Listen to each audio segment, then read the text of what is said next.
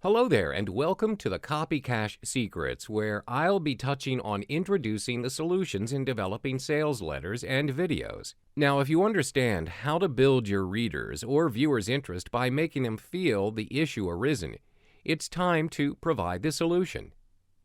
This section of the sales letter is where you must daringly stake your claim that you can solve the reader's problem. This is the part where you will introduce yourself, your product, or your services to the reader.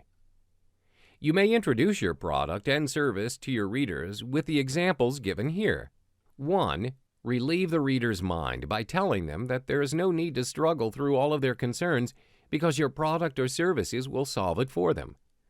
2. From here, you could describe about your product or service's biggest benefits, and your prospects will get that from them. 3. You should provide a list of its features, like the sections of an ebook, for example, but always make sure to include as many benefits with each feature. 4. State and describe your products or services' unique selling proposition, USP. What makes it stand out compared to other similar products or services on the market? 5. This is where you should also repeatedly explain about the benefits of trying your solution. Try to be as detailed as possible to gain a deeper emotional connection with your prospects. 6. Moreover, you would want your prospects to consistently feel that they're sitting face-to-face in a real-life conversation. It makes you as the seller feel more believable. 7. Lastly, always ensure that your body copy is easy to read by strategically locating plenty of sidebars with graphics and text on either side of your page. Use bulleted lists while writing long and short sentences in alternating long and short paragraphs, and placing subheads from the beginning of each section covering a different topic. Have you ever thought about what happens if you do not describe the benefits of your product or your services in your sales letter or video? That's right, there won't be any sales. Any copywriter would know that this is a bad idea not to explain the key benefits of a product. Usually, most people would mistake features and benefits as the same thing. Sad to say, it's become a common mistake appearing in most sales letters. If you're in the shoes of your potential customer, you should be more interested in how a product or service can benefit you than knowing how it's like. What's the last product you've bought through online or offline? Why did you purchase it? Did you purchase it because of its features, or perhaps you bought it because it can benefit you and solve your problem? To understand the differences between these two terms, benefit means an advantage, to be useful or profitable too. In the case of you're selling your product or services on a web page, you should be explaining how useful or how your product can solve your prospect's problems. In the case of feature, it means characteristics. In the case that you're selling your product or services through a web page, you should be informing your prospect what form your product is, be it digital or physical. Take, for example, you're selling a physical product, which is a bottle of orange juice on your store. The feature of your product is it's easy to bring around to wherever you go. The benefit of your product is that consumers can now gain the richest source of vitamin C in an easy way. If it's a digital product that you're selling, for example, photo editing software on your web page, the features of your product supports Windows touchscreen device and customized toolbars.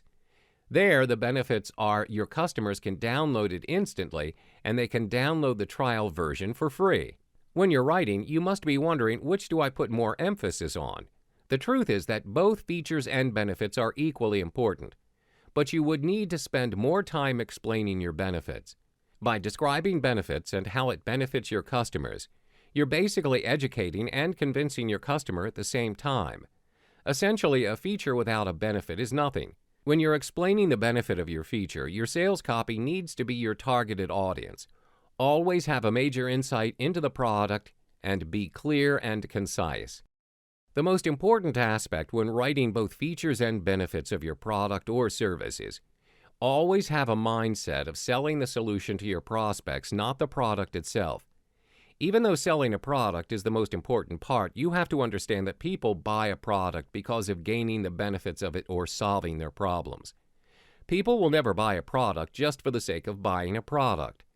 If your mindset is fixed to the idea of just selling the product, now is a good time to shift it to the idea of selling the solution and benefits the product gives you, and will find your sales will start to grow in time. As you understand by now that it's better to stress more on benefits rather than features. If you have identified the underlying benefit that each feature of a product or service provides to the prospect, that would certainly prompt the purchase. The simple idea of emphasizing the benefits over features may sound simple, but it's not an easy task without a lot of practice. For a writer that's not familiar with writing benefits would end up writing fake benefits instead. Fake benefits would make your sales copy look cheap. Take, for example, lose weight fast and easy. That sounds pretty beneficial, isn't it? The truth is, there's not a single explanation that shows a real benefit in the headline. How a real benefit should sound like is this. Most people want to lose weight the fast and easy way, but if you want to lose weight the proper way, it's to cut back on sugars, eat vegetables, exercise regularly, drink more water, and sleep better.